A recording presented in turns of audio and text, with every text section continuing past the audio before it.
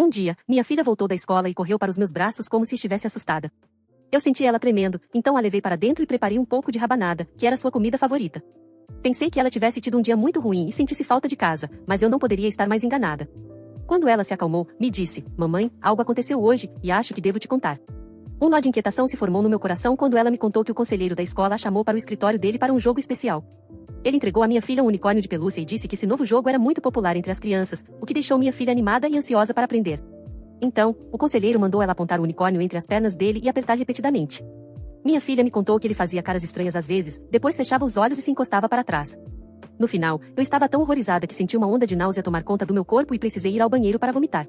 Que tipo de pessoa doente faria uma menina de 7 anos fazer uma coisa dessas? Sem contar que ele trabalhava numa escola e que fui eu quem, voluntariamente, deixei minha filha perto dele. Eu fiquei entre me culpar e querer incendiar o mundo inteiro. Meu marido já não estava mais conosco, então a responsabilidade de defender minha filha era toda minha.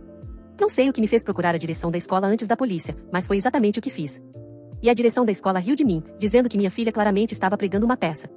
Disseram que já tinham ouvido outros alunos fazerem piadas parecidas sobre o conselheiro e que os pais deveriam ensinar os filhos a não mentir. Quando finalmente cheguei à delegacia, a escola já tinha ligado para lá e explicado a situação. Eles me acharam uma mãe louca tentando dar crédito à mentira suja da minha filha. Olhei nos olhos dela quando ela contou a história, então sabia que era verdade. Mas ninguém queria acreditar em mim, e eu me sentia presa num pesadelo. Foi quando me lembrei de algo importante e corri para casa para abrir meu cofre de joias. Lá dentro, havia uma anotação que eu não tinha olhado há muito tempo. Veja, embora eu fosse médica atualmente, já fui uma enfermeira muito inexperiente. E uma vez, um homem de aparência séria, com muitas tatuagens no rosto, chegou ao hospital com um ferimento de bala. Nenhuma enfermeira queria atendê-lo por causa do jeito assustador dele, então me mandaram. Convenci a mim mesma de que todos merecem atendimento e limpei seus ferimentos com total concentração. Até conversei com ele, brincando que ele deveria se afastar das balas no futuro. Quando tudo terminou, o cara me agradeceu e me entregou um papel com seu número de telefone. Ele disse que, se eu precisasse que alguém fosse resolvido, não pediria pagamento. Digitei o número e, para minha surpresa, a ligação foi atendida. Disse quem eu era, e ele respondeu: "Eu me lembro de você." Assim que ele reconheceu minha voz, senti uma mistura estranha de alívio e apreensão. Ele parecia alguém que não se envolvia com coisas comuns, mas naquele momento, eu precisava de alguém que enfrentasse o que quer que estivesse me esperando. Expliquei rapidamente a situação com a escola, a falta de apoio, a desconfiança das autoridades, e o que isso estava fazendo com minha filha e comigo. Ele ficou em silêncio por um momento, e depois respondeu com uma voz grave e firme: "Isso é mais sério do que pensei. Você está certa em não confiar em ninguém além de si mesma agora." Naquele instante, entendi que havia cruzado uma linha e que estava entrando em um território onde as regras comuns não se aplicavam mais. Era o lado sombrio que eu sempre prometi a mim mesma que nunca tocaria. Mas quando o assunto era minha filha, qualquer limite precisava ser ultrapassado. Marcamos um encontro naquela mesma noite, em um local discreto, longe de olhares curiosos. Quando cheguei, vi aquele homem alto, com olhar intenso, que não parecia o tipo de pessoa que se intimidava facilmente. Seu nome era Raul, e apesar da aparência dura, algo em seu tom e jeito me fez confiar. "Eu vou cuidar disso para você", ele disse, quase como um juramento. No começo, não sabia exatamente o que isso significava, mas logo Raul começou a agir. Ele começou a investigar o conselheiro, suas conexões, seus movimentos. Coletou informações, conversou com outras pessoas da escola, até mesmo com estudantes que tinham medo de falar. Ele me ensinou a ser mais estratégica, a documentar tudo, a nunca confiar em palavras vazias. Ele me mostrou que o sistema, às vezes, protege aqueles que deveriam ser punidos, e que a justiça nem sempre é imediata ou justa. Enquanto Raul trabalhava nos bastidores, eu comecei a reconstruir minha relação com minha filha.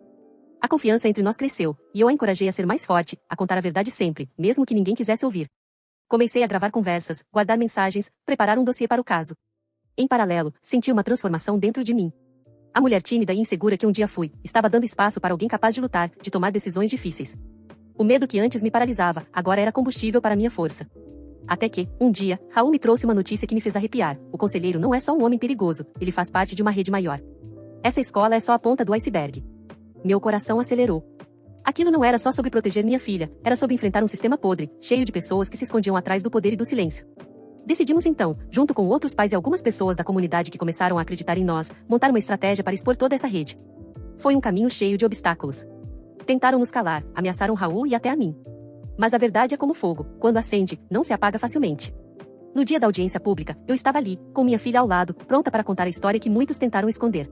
Vídeos, testemunhos, provas. Tudo que juntamos.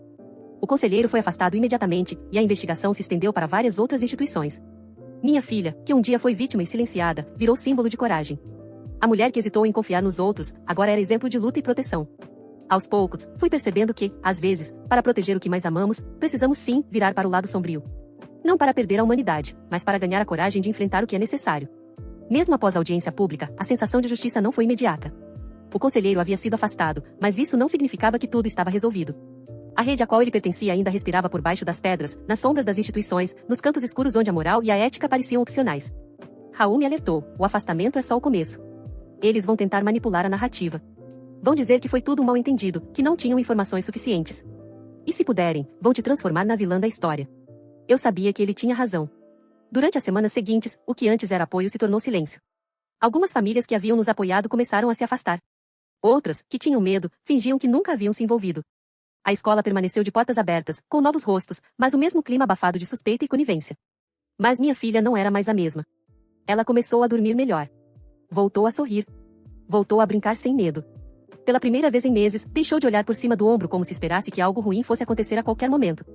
Ela sentia que, mesmo que o mundo não tivesse feito justiça, eu tinha feito. E, para ela, isso bastava. Mas para mim, não. Eu sentia que precisava ir até o fim. Não só pelo que ele fez com minha filha, mas pelas outras crianças que talvez não tivessem uma mãe como eu. Ou um Raul. Foi então que decidimos ir além. Raul me apresentou a uma jornalista investigativa chamada Camila. Ela já tinha denunciado redes de corrupção policial, máfias de adoção ilegal, tráfico humano. Quando leu nosso dossiê, ela me olhou nos olhos e disse: isso precisa virar público. Precisamos mostrar o que realmente está acontecendo por trás das cortinas. Nos meses seguintes, participei de entrevistas anônimas, reuniões com defensores públicos, até mesmo com políticos que tentavam manter distância da sujeira, mas que, ao verem as provas, sabiam que não dava mais para ignorar. Camila fez o que sabia fazer de melhor: escavar. Encontrou transações suspeitas ligando membros do Conselho Escolar a doações de uma organização beneficente que era, na verdade, uma fachada para cobertar abusos. Encontrou e-mails internos, gravações vazadas, contratos adulterados, documentos escondidos. E, com tudo isso, publicou uma reportagem de 9 páginas com o título: As Crianças Silenciadas, a escola onde o monstro vestia gravata. O impacto foi imediato. Em menos de 24 horas, a reportagem estava nos sites de notícia mais lidos do país. O caso foi reaberto, com promotores sérios agora à frente. A rede começou a ruir. Pessoas que achavam que estavam protegidas começaram a delatar umas às outras.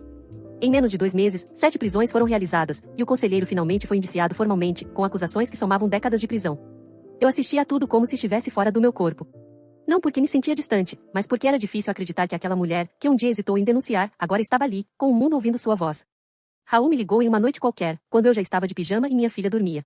Você fez o que ninguém teve coragem. Disse ele, com uma voz baixa e firme. Eu só fiz o que uma mãe faria. Ele riu levemente do outro lado. Não. Você fez o que uma mãe com coragem faria. Depois disso, passamos meses em silêncio. Eu não sabia se ele voltaria para sua vida misteriosa, se desapareceria como um anjo sombrio. Mas no fundo, sabia que, se um dia eu precisasse, ele atenderia de novo. Minha filha cresceu. E naquela festa de aniversário de 8 anos, quando todos cantavam parabéns e ela soprava as velas, eu olhei para ela e senti algo que há muito tempo não sentia: paz. A paz de saber que, quando o mundo foi injusto, eu não me curvei. Quando ninguém acreditou, eu acreditei nela. E quando ninguém lutou, eu fui à guerra. Ele disse: eu me lembro de você. Aquela enfermeira que tirou a bala do meu ombro como se estivesse fazendo origami com algodão e antisséptico. A minha voz tremia ao telefone: eu preciso de ajuda. Houve um silêncio do outro lado, mas não era hesitação. Era avaliação. Ele estava pensando. É sua filha? Ele perguntou, com uma calma assustadora. Sim, respondi, sentindo uma nova onda de lágrimas ameaçando cair. Ela tem 7 anos. E aquele homem, ele? Diga o nome, ele interrompeu. Marcos Dallow. Conselheiro da escola primária Brookstone. Mais silêncio. Me mande uma foto. Endereço. Qualquer coisa. Eu não quero que ele morra. Você quer justiça. Eu quero que ele nunca mais encoste em uma criança. Isso eu posso garantir. Enviei tudo. A ficha da escola que continha a foto do funcionário. O endereço da instituição. Até uma selfie antiga onde ele aparecia de fundo, sorrindo com a mesma cara que minha filha descreveu com pavor. O homem desligou.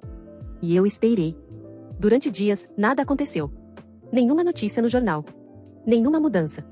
Achei que tinha sido uma fantasia, um delírio provocado pelo desespero de uma mãe quebrada. Mas então, na semana seguinte, recebi uma carta sem remetente.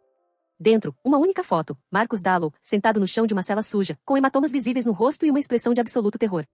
Abaixo da foto, uma frase escrita à mão. Ele vai passar os próximos anos pensando no que fez. Todas as noites. Toda hora. Na mesma semana, Marcos desapareceu do quadro de funcionários da escola. A escola não deu explicações oficiais, disseram apenas que ele havia pedido afastamento indefinido por razões pessoais. Eu soube, no fundo do meu coração, que ele nunca mais pisaria naquela escola. Ou em qualquer outra. Fui chamada pela diretora para uma reunião dias depois. Ela estava tensa, desconfortável. Houve uma denúncia anônima. Estamos revisando a conduta de alguns funcionários. Fingiu que era novidade para mim. Fingi que acreditava. No fim, ela me pediu para não fazer escândalo. Que essas coisas eram melhor resolvidas internamente. Eu só balancei a cabeça e pedi transferência para minha filha. Não disse nada. Não fiz escândalo. Não precisei. Em casa, minha filha voltou a sorrir. Não tive que explicar muita coisa, só que aquele homem não voltaria mais. Ela me abraçou com a confiança cega de uma criança que acredita que sua mãe pode tudo. E naquele momento, eu realmente pude. A luz da cozinha bateu em seu rosto enquanto ela comia frente toast de novo, agora com chantilly e frutas vermelhas. Tá mais doce hoje, ela disse. É porque o mundo ficou um pouquinho menos amargo, respondi. O número do homem que me ajudou nunca mais funcionou. Ele desapareceu do mesmo jeito que apareceu, rápido, silencioso, eficiente. Nunca falei sobre isso com ninguém. Nunca confessei. Mas toda vez que passo pela escola antiga, olho para os muros e me lembro. Às vezes, a justiça veste branco. Às vezes, ela veste preto. E às vezes, ela vem cheia de tatuagens, cicatrizes e promessas que ninguém mais pode cumprir. Alguns meses se passaram desde que Marcos Dallow desapareceu da vida da minha filha. A vida parecia estar se reorganizando. Eu me sentia mais calma, mais atenta, mas ainda assim com uma sombra sempre pairando por trás de cada risada que minha filha dava. Como se parte de mim estivesse esperando que o mundo tentasse feri-la de novo. Ela voltou a sorrir mais. Voltou a dormir tranquila. Até começou a desenhar de novo. Seus cadernos, que antes tinham rabiscos escuros e formas confusas, agora estavam cheios de estrelas, flores e animais sorrindo. E entre os desenhos, sempre um unicórnio. Aquele mesmo que Dallow usou para mascarar sua doença. Só que agora o unicórnio tinha asas. E uma armadura. Meu unicórnio agora luta, mamãe, ela disse um dia. Contra o quê? Perguntei. Contra os monstros que fingem ser amigos, ela respondeu, com uma maturidade que me fez arrepiar. A escola nova era melhor. Estrutura moderna, professores sorridentes, e um diretor que fez questão de me ligar pessoalmente para dar as boas-vindas. Mas foi lá que a sombra voltou. Tudo começou com um bilhete no caderno dela. Você pensa que é especial, mas monstros são só monstros. E ninguém fica impune para sempre. A letra era tremida. Sem assinatura. Mas o que mais me incomodou foi o fato de que esse bilhete estava escondido entre as páginas do caderno de matemática, e ela jurava que não o colocou lá. No mesmo dia, meu telefone tocou. Número privado. Atendi com o coração acelerado. Doutora Elisa? Uma voz grave disse. Sim. Sei o que você fez com Marcos. Silêncio. E não é só você que sabe usar o escuro ao seu favor. A ligação caiu. Naquela noite, não dormi. Revirei cada possibilidade, cada pista. Era um aviso. Mas de quem? E por quê? Liguei para o hospital antigo, perguntei discretamente se lembravam de um paciente com tatuagens no rosto e ferimento por arma de fogo. A atendente ficou em silêncio por um tempo, depois disse. Doutora Elisa, esse tipo de informação não pode ser compartilhada. Mas, entre nós, esse homem nunca esteve nos nossos registros. Como assim? Eu cuidei dele. Eu não duvido. Mas oficialmente, ele nunca existiu aqui. Aquilo fez minha cabeça girar. Acordei no dia seguinte com mais uma surpresa, um envelope pardo embaixo da minha porta. Dentro, uma única folha, impressa com um trecho de uma transcrição policial. Marcos Dallow foi encontrado desacordado, com sinais de espancamento. Alegou ter sido vítima de um sequestro, mas sem testemunhas ou provas, o caso foi arquivado como incidente isolado. Alguém estava vasculhando meu passado. E alguém estava tentando me lembrar disso. Mas eu não sou a mesma mulher de antes. E, principalmente, eu não sou a mesma mãe de antes. Fui até o quarto da minha filha, acariciei seus cabelos enquanto ela dormia. Ela virou de lado e murmurou baixinho. Unicórnio guerreiro. Fechei a porta e fui até meu cofre.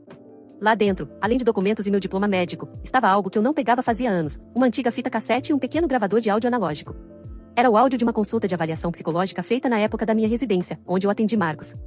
Ele havia sido encaminhado por causa de uma briga em um bar. E embora o hospital nunca tenha registrado sua internação formalmente, eu sabia que ele foi meu paciente, e eu tinha o áudio da sessão para provar. Coloquei a fita para tocar. Sua voz saiu rouca, cortante. Todo mundo acha que monstro é quem mostra os dentes. Mas o pior tipo de monstro é o que usa um crachá. Ele estava falando de outro homem. Não de si mesmo. E foi nesse momento que percebi, Marcos não era o único. Ele era só mais um elo em uma corrente de abusadores disfarçados de autoridade, protegidos por paredes silenciosas. E agora, alguém mais sabia que eu descobri. Peguei meu laptop, comecei a escrever. Mas não era para a polícia. Nem para um juiz. Era para o mundo. O que eles não sabiam é que, antes de ser médica, eu sempre sonhei em ser jornalista investigativa. Escrevi um dossiê. Juntei nomes, datas, registros, imagens. Conectei Marcos a outros 2 funcionários da rede de ensino que haviam sido discretamente afastados sem qualquer investigação pública. Deixei claro que não era uma denúncia. Era um aviso. O título do meu texto? O dia em que parei de ser médica e virei mãe. E justiceira. Submeti o texto de forma anônima para diversos blogs de jornalismo independente. E criei uma conta chamada @unicórnio blindado. Em menos de 24 horas, o artigo estava explodindo na internet. Começaram a surgir novas vítimas. Novos relatos. A pressão sobre a escola explodiu. A imprensa mainstream tentou abafar, mas era tarde demais. Naquela noite, minha filha veio até mim com um sorriso tímido. Mamãe, o unicórnio ganhou a batalha? Abracei forte. Ainda tem algumas guerras, meu amor. Mas ele nunca mais vai lutar sozinho. A repercussão da denúncia foi mais devastadora e poderosa do que eu poderia ter imaginado. Nos dias que seguiram a publicação, a hashtag unicórnio blindado se espalhou pelas redes como fogo em mato seco. Centenas de pais, mães, ex-alunos e até professores começaram a compartilhar suas próprias histórias. Alguns diziam que sabiam de rumores sobre Marcos Dallon, mas que sempre foram silenciados pela administração. Outros contavam sobre jogos parecidos em outras escolas, em outras cidades. O que começou como um ato de proteção virou um movimento nacional. A escola que outrora desprezou minha denúncia foi forçada a fechar as portas temporariamente. Uma investigação federal foi aberta. O nome de Marcos Dallon finalmente foi incluído nos registros da polícia, desta vez não como vítima, mas como investigado por múltiplos crimes contra menores. O mais assustador foi saber que ele havia sido transferido várias vezes entre instituições, sempre com cartas de recomendação assinadas por diretores que queriam se livrar do problema discretamente. Ninguém queria escândalo. Mas agora, não havia mais onde esconder. Recebi mensagens anônimas, ameaças veladas. Uma delas dizia: "Você devia ter ficado no seu lugar, doutora." Mas eu já sabia, meu lugar era exatamente esse. Entre minha filha e qualquer sombra que tentasse alcançá-la. O homem das tatuagens me ligou novamente, mas dessa vez não com promessas, e sim com conselhos. "Você não precisa mais de mim. O mundo está ouvindo agora. Continue falando." E foi o que fiz. Transformei minha história em uma série de artigos, depois em um podcast. Convidei especialistas, sobreviventes, mães que haviam sido desacreditadas como eu. Um dia, fui chamada para um programa de TV. Em outro, recebi uma medalha simbólica de uma ONG de proteção à infância. Mas nada disso se comparava à pequena vitória mais importante de todas: minha filha voltou a confiar no mundo. Certa manhã, enquanto saíamos para a escola, ela apontou para o céu com um sorriso. "Mamãe, olha. A nuvem parece um unicórnio com armadura. Ele está vigiando a gente?" Perguntei. Ela assentiu, segurando minha mão com firmeza. "Sempre. Porque agora, mamãe, ele tem ajuda." E naquele instante, olhando para ela tão segura, tão cheia de vida, eu soube, eu havia feito a escolha certa ao abraçar a escuridão, só para que ela nunca mais precisasse sentir medo da luz. Se você ficou até aqui, eu só posso dizer uma coisa: obrigado. Essa história não é só sobre vingança ou justiça. É sobre o amor de uma mãe. Sobre o que somos capazes de fazer quando o mundo vira as costas para quem mais precisa de proteção. Se essa história mexeu com você, deixa o like, se inscreve no canal e compartilha com alguém que precisa ouvir isso. Porque infelizmente, o mundo ainda está cheio de sombras. Mas juntos, a gente pode acender algumas luzes. E lembra, nunca subestime uma mãe com um motivo e uma filha para proteger. Até a próxima. Lua crescente, cabeça de unicórnio, faíscas.